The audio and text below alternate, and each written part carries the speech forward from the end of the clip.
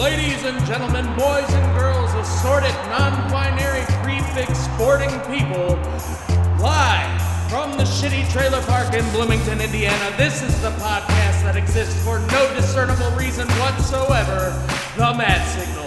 Now, your host, Matt Jablonski! Hello, and welcome again to the podcast that has stopped and started more times than my erectile dysfunction. I am your host, Matt Jablonski, back again in the shitty trailer park as always, and I just thought, well, Jake Rubel can do it, and I did it first. So that's how I'm living my life now. Everything he does, I'm claiming that I did it first. Well, in this case, there's actual proof that I did it first, but that's not the point. Honestly, if we go back, I know he's done multiple shows, but I'm just going to say I did it first and pretend that that matters in some way, even though it doesn't. Actually, what does matter is from a distance, I admire this guy. He's sent a lot of positive energy my way when I haven't felt it on my own. And just kind of watching this dude operate really makes me feel like things are possible in a way that like I don't without an example like that on my own. What is the purpose of this show? I don't know. Maybe to get my name and bullshit thoughts out there and try to like, I mean, I'm not going to compete with any of the major podcasts. The only people that are going to listen are people who know who I am. And that's like probably 28 people tops that'll actually take the time to check this out. But this is the Matt Signal. This is the reboot of the redo of the everything. Like, we're gonna call this like Ground Zero, Episode 1. This is the fucking Phantom Menace up in this bitch. And before you say that that's a bad movie, I'm just gonna stop you right there and say I don't want to hear it. So save this franchise. Jar Jar Binks was the shit, and if you hate on Jar Jar, I'm pretty sure that you're a sad person, and you probably need to reevaluate your life, just like I do all the time. Now, with that being said, I've put some thought into a few things, like how do I want to approach this show? In the past, I would just mumble on for a half an hour, sometimes an hour, whatever comes to mind, but I decided I wanted to have a little bit of structure to the show. So one thing we're going to be looking at is some nerd news. I'm doing a bit of punch recording because this is my first time back in a while, and what that means is that I am going in short bursts, stopping, backtracking a little bit, cutting off a small bit of the fucking whatever I said at the tail end of the previous recording, and then moving on from there like nothing happened whatsoever. So there may be some volume inconsistencies. I don't know if I'm quite ready to just rip it for a half hour straight. So I'm going to try this out, see how it works, you know, like a new set of pantyhose and a nice new skirt, because, you know, I have those all the time. I just want to try to think about things that are interesting to me. I want to try to stay away from negativity as much as possible. And honestly, that's been a big part of the reason I've stayed out of podcasting. I've stayed out of stand-up comedy for a while. My head was in a pretty bad place. I don't want to fucking go and shove that down everybody's throat. I'm naturally a fairly sarcastic person as it is. So when I'm in a negative mindset, it's really hard to shake myself out of that. So I've stopped and started this and Death by Cheeseburger, and I used to go on the Tempting Floodle show, which I haven't heard a new episode come out in quite some time. I know there's been a lot going on in that camp, and I can't get into it because I haven't really talked to anybody recently. But on the off chance that any of you guys happen to check this podcast out, send in love your way, brothers. Hope sometime I get to listen and maybe even participate in hijinks with you once again. Moving on, first I'd like to take a second to shout out our sponsors. First of all, we have Grandpa Joe post Golden Ticket. After they won the Chocolate Factory, Grandpa Joe has sponsored the podcast, and he'd like to kindly remind all of you motherfuckers to stop talking shit. Grandpa Joe's got coke nails. If you think Grandpa Joe fucks around, you've got another thing coming. Grandpa Joe was the baddest motherfucker, and you have no idea what he had been through that laid him up in that bed. But I'll tell you what got him out of it. What got him out of it was seeing that sparkle in Charlie's eyes when he found that golden ticket, was seeing that his grandson had an opportunity to get a come up. That's what got him out of bed. Grandpa Joe gives a shit. So, once again, Grandpa Joe, sponsoring the podcast, kindly reminding you to shut the fuck up. I popped myself on that one. Also, sponsoring the podcast this week, the strain Lemon Skittle with a Z. It's got a nice lemony scent, a nice lemony flavor, and a nice lemony 20% THC content. Smoke that shit. Who else? I think that might be it. Well, Coke Zero. I drink a lot of that. There's no sugar, and it makes me believe that I'm drinking pop. It's not true. I mean, it's really just carbonated bullshit. Without the sugar, is it really pop? That's a philosophical question for a later time. I don't have time to get into that. But Coke Zero, not actually sponsoring the podcast. The death of my hopes and dreams sponsor everything that I do. And they would like to remind me that I ain't shit. And we've got news coming out of the Iowa caucus. Pete Buttigieg and Bernie Sanders are both tied with 11 delegates and a very, very close, it looks like they're within 2 votes of each other. But the real news to come out of the Iowa caucus is that Joe Biden is inappropriate as fuck and nobody likes him. Joe Biden, go the fuck home. In the nerd news, last weekend was Super Bowl Sunday, and Disney decided to blow their load with a bunch of trailers, and subsequently Bob Iger has announced release dates for the following. The Mandalorian Season 2, coming October 2020. Who the fuck isn't looking forward to that? That show is one of the most badass examples of Star Wars. I mean, I don't want to call it filmmaking. It's a TV show. I mean, although it kind of is. It's like storytelling in the Star Wars universe that is amazing. And so many people have gravitated to that show. Baby Yoda didn't hurt things. You know how Disney go. They got to have some kind of marketable, like, cute thing and everything now. So, Baby Yoda it was. And if it's going to be anything, let's explore Yoda's fucking species. That's a great idea. That's something we have hardly any answers to. There's been 2 people that we know in the Star Wars universe that are from Yoda's species, Yoda and Yaddle, and we have no idea what that species is even called. So, if they're gonna fucking explore that idea, I'm all for it. Also, they announced The Falcon and the Winter Soldier. That will premiere in August, and WandaVision will make its premiere in December. I'm looking forward to all of this stuff. I really don't have anything bad to say about it. As far as I'm concerned, the way Marvel has gone so far, everything from Iron Man or the Hulk, Iron Man and the Hulk, all the way up to Spider-Man Far From Home, the MCU is lit to me, man. And I said lit ironically. Let's just make that clear. That's not a regular word that I use. Is it just me, or do I sound kind of like I'm on cocaine right now? I'm not, I promise. It is currently 3 a.m. and I'm rocking the mic. But I think that's it for the Disney Plus side. There's really not that much to say about that.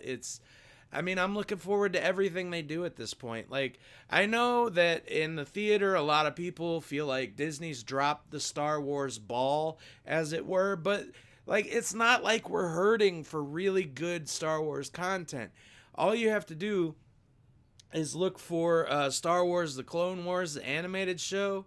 That shit is phenomenal, man. And you get so much like character building, and you get Ahsoka, who is Anakin's Padawan, and she's amazing. And you get so much time with Obi-Wan Kenobi.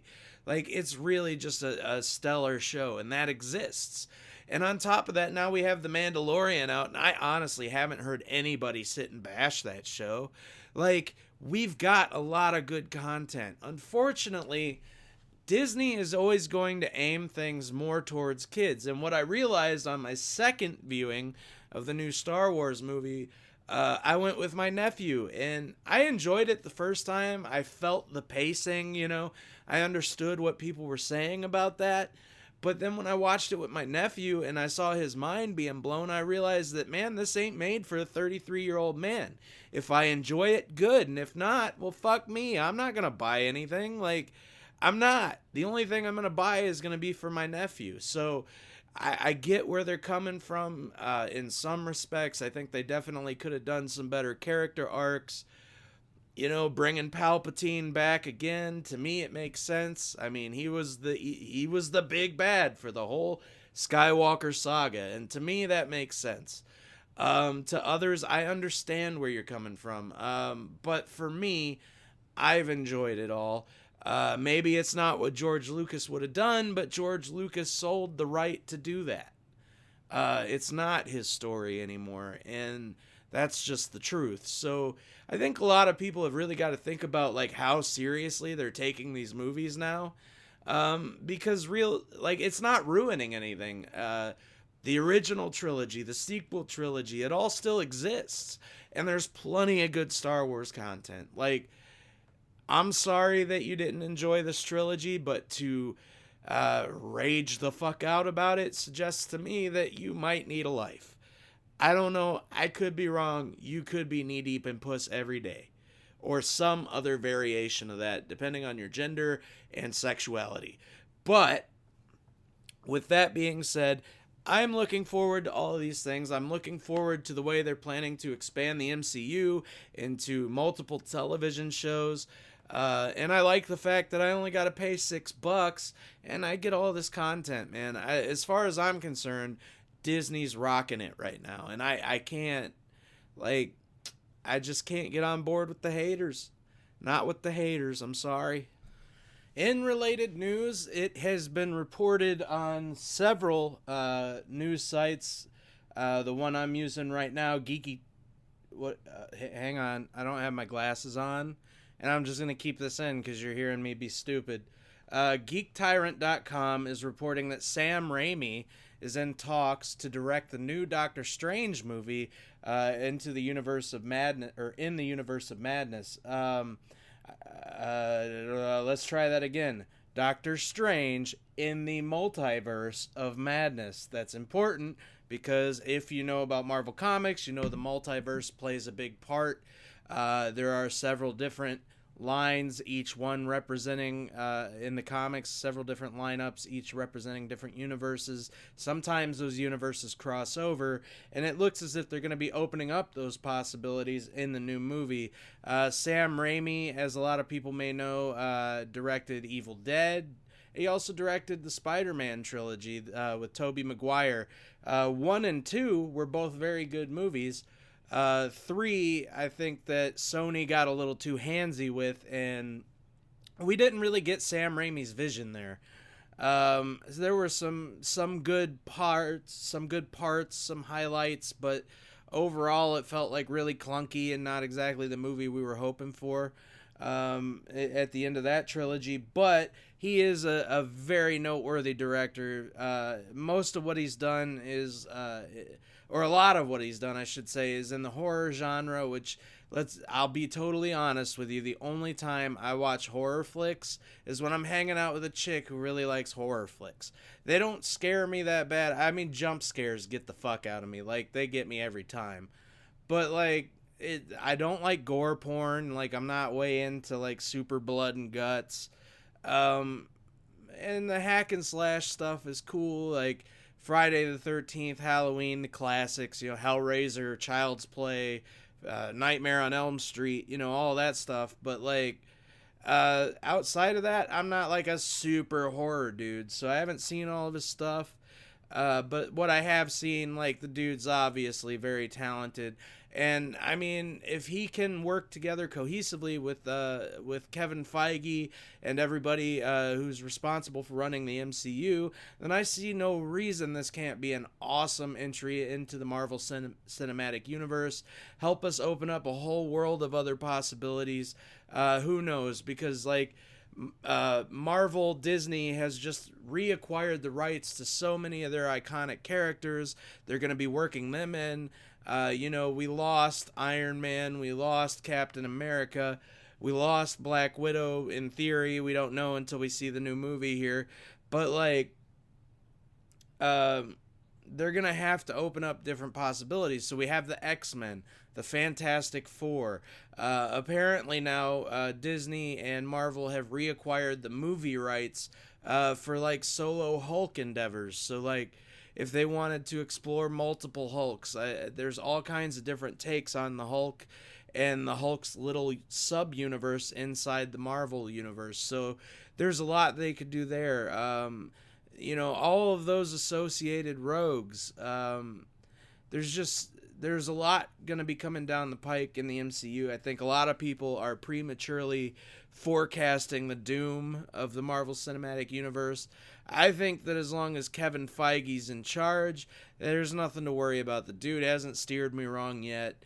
Things are great. I know that, like, it's not like it's one person generating all of this content, but it is one person sort of approving it all, and they've done a really good job of quality control and avoided, like, major plot holes that you would think in a 22 movie series there would be giant gaping potholes or plot holes, but there's really not.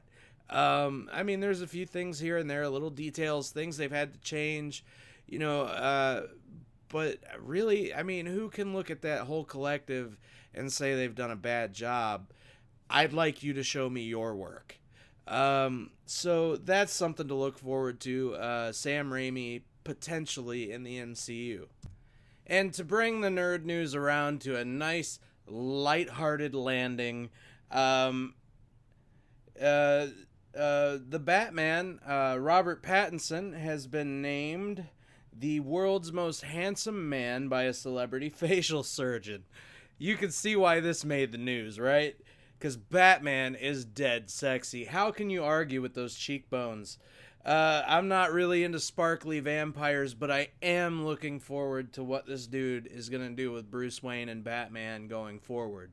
Unfortunately, Ben Affleck's time was mired with personal demons and bad writing, and I don't think we ever really got to see what he was capable of in that role. There were a couple little glimpses of it.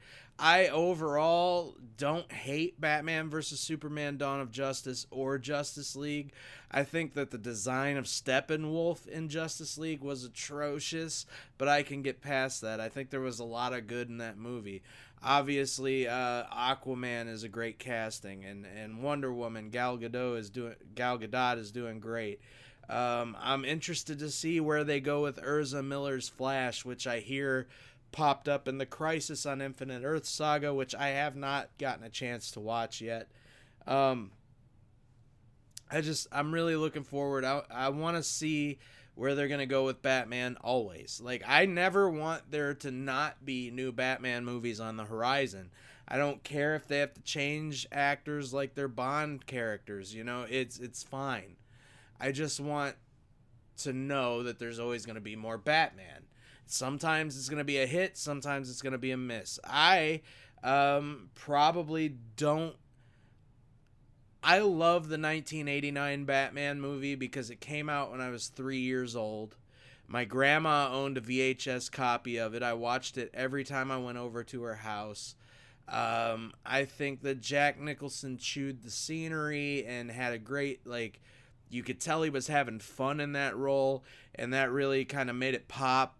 But there was a lot about the way they handled Batman that I didn't really agree with. Raining down machine gun fire on the city is one thing that I guess if he had rubber bullets or something like that, maybe it would make sense. But there were little things that I didn't kind of agree with. But, overall, Tim Burton did a good job. As far as Batman and Robin and Batman Forever, take them or leave them. The Nolan Batman trilogy was phenomenal. I don't care what anybody says. I like Dark Knight Rises. I think Batman Begins is underrated. And Dark Knight is Dark Knight.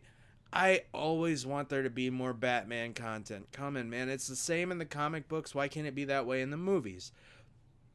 Sometimes they switch up, they go to different artists and writers, and we see a slightly different visual when they change shows on the animated TV shows and things like that. The movies, the DC extended or the DC animated universe, they change voice actors. It's fine.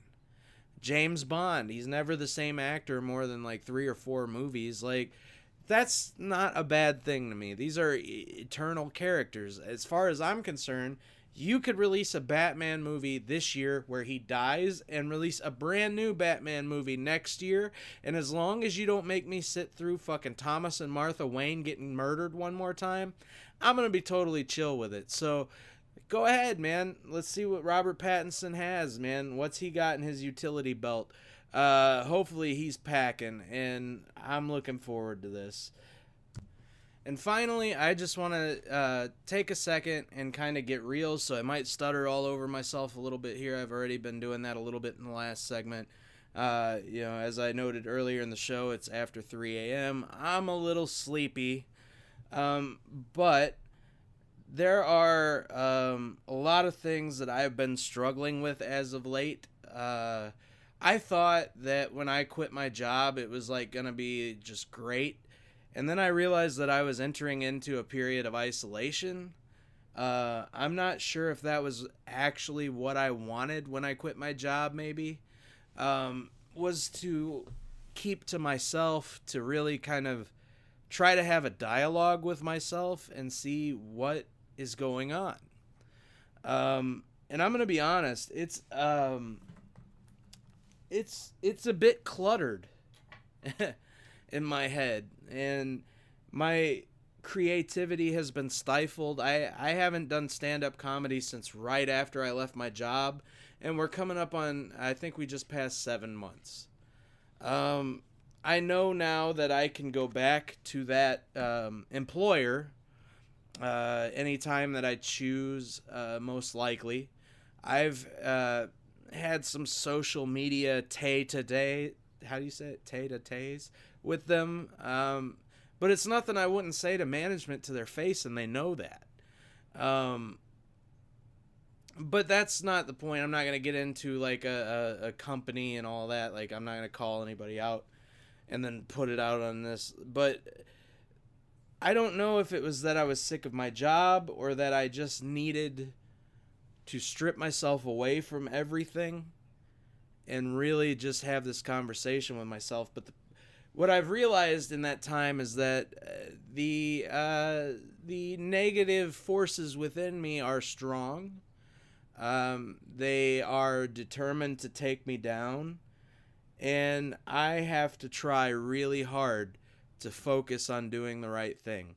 I'm going to share with whomever chooses to listen to this. This is a sad thing, but it happened. I actually yesterday had a great day as far as my diet went. Like, I've been trying to do this thing where I'll start off every day. I'll try real hard to start off with something healthy and then maintain it. Like, it's a moment to moment thing, because I've used food and withdrawing as coping mechanisms for quite some time. It's really easy to put on weight, let me tell you. I dropped 20 pounds, and I have no idea how many more I put back on immediately after that. But tonight, after yesterday, I did so well. At the end of the day, I made 6 cookies. Instead of making 1 cookie or 2 cookies, I made 6. So, of course, I ate 6. And then I started into this today. And I had some eggs, I did a couple. And then I had to go out and do my, what I call work for a couple hours. And along the way, I grabbed me a couple double hamburgers, because that McDonald's cheese is just not for me. And then I got 10-piece chicken nuggies, which is okay. I mean, that's probably like 800 calories or something. Like, it's a bit much, but I hadn't had that much all day. It was all right. But then I basically, I don't know if I forgot or just said fuck it, but I hit Subway on the way home, and I ate 2 foot-long subs and then puked them up. That's what happened. It's not a regular occurrence, but it has happened before. And I realize that I am out of control as far as the diet goes. And I am hoping that maybe by checking in once or twice a week through a podcast and knowing that I'm going to have to share this information, that maybe it'll be a form of accountability for me, because I clearly lack discipline. Unfortunately, I can't do that in the accent from South Park anymore because everything is racist. But I don't want to gorge food and then puke on a regular basis. In fact, what really bothers me more than anything is that my body hurts. It hurts like a bitch. And it's sometimes really hard to be in a good mood when you're in a lot of pain. Like, it takes effort. And sometimes I just don't have the energy. And it's a self-fulfilling, negative, eventually kill yourself cycle that I'm in. And it's going to be a battle. And so I'm thinking, hopefully, that if I start to do things like the podcast, if I can talk myself past my anxiety, get back on stage, do some stand-up, spend a little more time around more positive people. Even though I do sort of hang in the back, I have a hard time going around and talking to everyone. And unless you come talk to me, in which case, like, I'm much more receptive to that.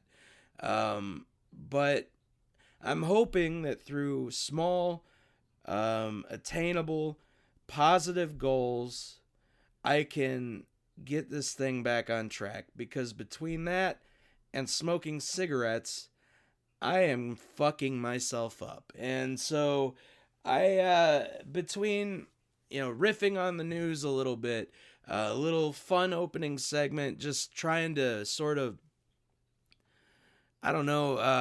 exercise my brain a little bit, and maybe have a little serious chat here where, like, I can share what I'm going through, my struggle. Maybe other people out there are struggling with things too. And maybe in so doing, hopefully generate some positive momentum going forward.